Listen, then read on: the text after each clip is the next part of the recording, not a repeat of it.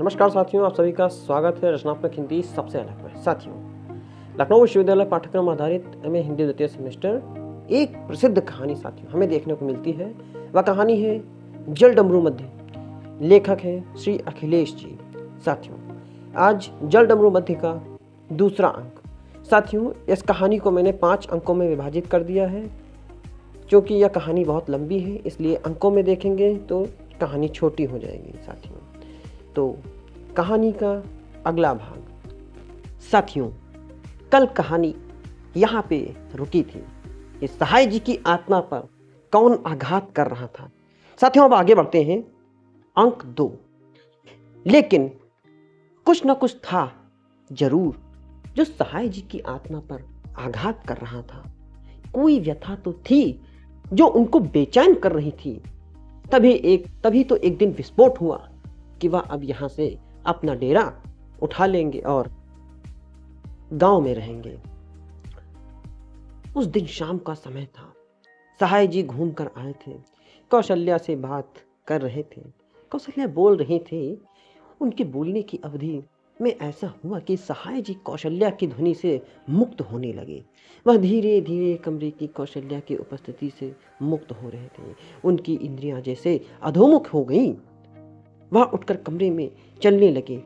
कौशल्या ने यह सब देखा तो हठात चुप होकर देखने लगी। थोड़ी देर बाद सहाय जी चुपचाप आराम कुर्सी पर बैठ गए और अपने हाथों को गौर से देखने लगे। हाथों में झुर्रियों का जाल फैला हुआ था। उन्होंने सोचा, इन्हें अभी और यह ज्यादा निस्तेज होकर सिकुड़ते जाना है।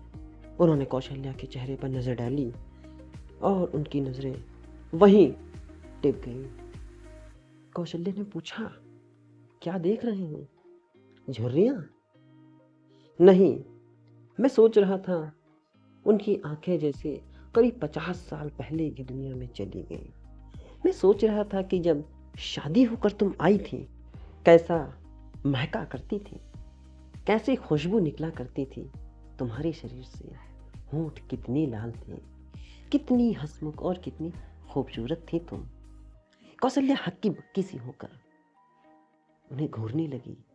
अपनी तारीफ से हल्का सा खुश भी हुई। वह इतराई, पर तब आपने यह सब कहा नहीं था। अब कहने से क्या फायदा? अब हमें वह सब कहाँ बचा है। हाड़ मांस की ठुर्री बन गई हूँ। उनका सिर कांपा और कानों की लटक रही लरें हिली और हथेलियों से सिर सहलाया तो ब्लाउज भीतर चमड़े झूलने लगे। वह उदास हो गई। लेकिन तभी कोई खासा ख्याल उभरा। मुस्कुराई, वैसे मैंने भी बहुत सी अपने मन की बातें आपसे नहीं कही थी। ऊपर लटका हुआ बड़ा सा पंखा चल रहा था। उसके नीचे कौशल्या और सहाय जी आमने सामने बैठे थे। कौशल्या बता रही थी कि जब मैंने आपको सबसे पहले देखा था तो आपने कुर्ता और पजामा पहनने से किसी से बतिया रहे थे, पहनकर किसी से बतिया रहे थे। एकदम मोह लिया था आपने मुझको। वह दिन वह लज्जा गई।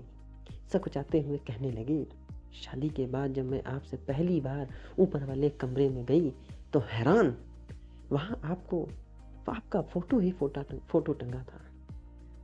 एक में आप डिग्री ले रहे थे, एक में सूट पहनकर सिगरेट पी रहे थे, एक में हैट लगाकर घोड़े पर सवार थे, किसी में खिलखिला रहे थे तो किसी में बाग बगीचे में थे। मैं एक फोटो को सामने ठिठक जाती तो आपको यह बात भी बहुत अच्छी लगती थी। वह चुप हो गई क्योंकि उनको महसूस हुआ कि उनके बोलने के बीच में ही सहाय जी की आवाज़ और उपस्थिति दूर चले गए थे। वह हल्का सा छोड़ और अपमान महसूस करने लगी। तीखेपन से बोली, सुनिए। सहाय जी यथावत चुप बैठे रहे। दोबारा पुकारे जाने पर वैसे ही बने रहे। अब कौशल्या घबरा गई। उनका छोप तीखापन लुप्त हो गया। वह निरीह जैसी सहाय जी के हाथों को हिलाते हुए कहने लगी, सुन नहीं रहे क्या आप? सहाय जी ने अचकचा कर कहा, हाँ बोलो, क्या बात है? कौशल्या ने सोचा उनकी बात का सिलसिला जहाँ पर खत्म हुआ था उसके आगे बोलना शुरू करें। मगर फिर उन्हें लगा कि बुढ़ापे की इस बेला में प्यार, मोहब्बत और यौवन की चर्चा कितनी हास्यास्पद है और बेवकूफ़ी भरी बात है। लेकिन चूंकि उन्होंने सहाय जी को तंद्रा से वापस किया था, सहाय जी पूछ रहे थे कि क्या बात है, इसलिए कुछ न कुछ बोलना जरूरी था। तो महज कुछ कहने की तर्ज पर उन्होंने पुराना राग छेड़ दिया। ऐसा है कि हमारा बुढ़ापा बढ़ता जा रहा है, ज़्यादा नहीं बची है ज़िंदगी, क्यों ना हम पहले बेटे बहू के पास रहें। वैसे ही कब से अपने के पास रहने के लिए हम अपने पास बुला रहे हैं, वैसे भी हमें वो। उन्होंने सहाय जी की तरफ देखा। वहाँ किसी किस्म की नाराज़गी अथवा असहमति का भाव न पाकर उत्साह बढ़ा। चलिए चलते हैं बेटे बहू के पास दिल्ली। मेरे तो कम से कम औलाद के पास ही जाकर।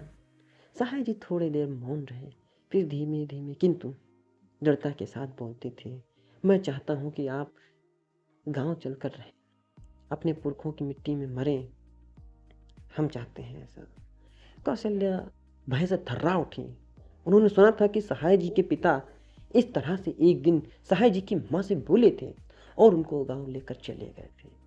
गांव में 26 कमरों का मकान था। उनकी सबसे ऊपर मंजिल पर एक कमरे में रहने लगे थे। अल्प आहार लेते थे, यानी कम खाना खाते थे। धार्मिक ग्रंथों का अध्ययन करते थे। एक तरह से बैरागी हो गए थे। सहाय जी की माँ से भी बहुत कम बोलते थे। वह नीचे के हिस्से में रहा करती थी। सहाय जी के पिता बस सुबह से कुछ समय के लिए नीचे उतरते थे, तब वह गांव वालों के होम्योपैथिक की दवाएं दे देते थे। उनके हाथ में पुण्य था, काफ़ी मरीज ठीक हो जाते हैं।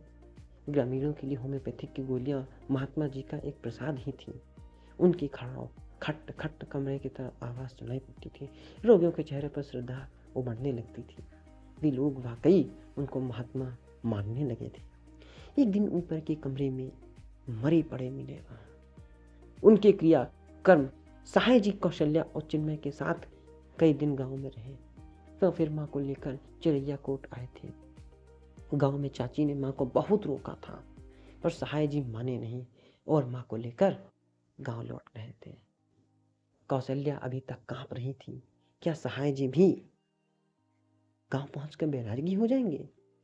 खुद को सहाय जी की माँ की तरह से के नीचे के तल्ले से अलग अलग कर रहना होगा।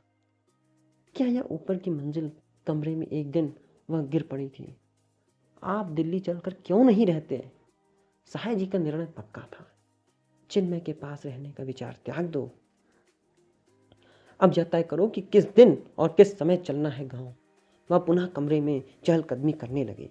कौशल्या हताश और हैरत से उन्हें देख रही थी। वह इस बार सवाल से टकरा रही थी कि आखिर ये क्यों नहीं चिन्मय के पास रहने के लिए तैयार हो रहे हैं। क्या कारण हो सकता है इसका? ऐसा कुछ भी नहीं था। चिन्मय सहाय जी पहले मनमुटाव वैमनस्य था और सहाय जी का चिन्मय के पास शुरू से ही अपार स्नेह था। बल्कि इस बात से लेकर चिड़ैया कोट एक दंत कथा मशहूर थी। चिन्मय को जब दिल्ली में नौकरी मिली तो वह सहाय जी ने आदमी भेजा था चिन्मय का हालचाल लेने के लिए। लौट कर उसने बताया, बहुत अच्छी नौकरी है, मगर कार और बंगला लेने के लिए नहीं है। बंगला उनके पास हाल चाल लेने के लिए जब भेजा था तो लौट कर बताया कि नौकरी तो अच्छी है, मगर कार और बंगला उनके पास नहीं है। सहाय जी दिल्ली पहुंच गए। चिन्मय को 2 चेक दिए, एक पर मकान की रकम भर लेना, दूसरे पर कार। आराम से रहो। कार और मकान खरीद कर चिन्मय चिड़ैया कोट आया था। माँ पिता से बोला था, मुझे आप लोगों की फोटो चाहिए। सहाय जी को 40 की उम्र की फोटो खिंचवाने का भयानक चस्का था, लेकिन बाद में उनका मन उखड़ गया। वो इसलिए चिन्मय को ताज़ा फोटो नहीं दे सके। एक पुरानी तस्वीर निकाली और पूछा, इससे काम चलेगा? इस तस्वीर में सहाय जी टाई पहने थे और कोट की जेब में गुलाब का फूल टका था। कौशल्या गुलाब के फूल से ज़्यादा ताज़ा लग रही थी। गले में नेकलेस था। हाँ साथियों, गले में नेकलेस था, नाक में नथनी, कानों में झुमके, खुशी चमक आए 2 दांतों से झलक रहे थे। चिन्मय ने कहा, पापा ये बहुत पुरानी बात है, लेकिन ब्लैक एंड वाइट है। उसने नया कैमरा खरीदा था, दोनों की तस्वीर उतारी, उसे सुंदर फ्रेम में मढ़कर दिल्ली के मकान में अपने बिस्तर के पास रखा था। जब उसने फोटो के सामने पहली बार सिगरेट जलाई तो घबरा गया। उसे लगा कि मम्मी पापा देख रहे हैं। उसने सिगरेट बुझा दी। हालांकि बाद में वह तस्वीर के सामने शराब भी पीता था, दो बाजारू औरतों को लेकर सोया भी था। शादी के बाद मंजीत के साथ सोता था। तस्वीर की हाजिरी में वह मंजीत को कई बार पीट चुका था और मंजीत को कई बार पिट चुका था।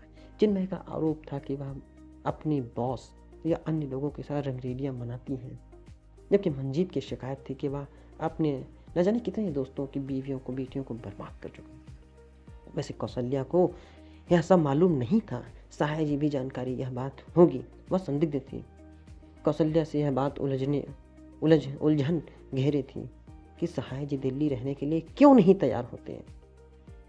साथियों, अब बात करेंगे इसके अगले भाग में। आखिर सहाय जी क्यों नहीं तैयार होते दिल्ली में रहने के लिए अपने बेटे बहू के पास। जारी होगी आगे की कहानी का भाग 3। साथियों, पता चलेगा कि यह क्यों नहीं तैयार होते सहाय जी अपनी बेटी बहू के साथ। अगर तैयार हो जाते तो क्या कहानी आगे बढ़ती। साथियों, मिलते हैं अगले वीडियो में। कहानी जलडमरू मध्य अंक 3। साथियों, बने रहिए रचनात्मक हिंदी सबसे अलग के साथ, कुछ नया कुछ अलग अपने अंदाज में।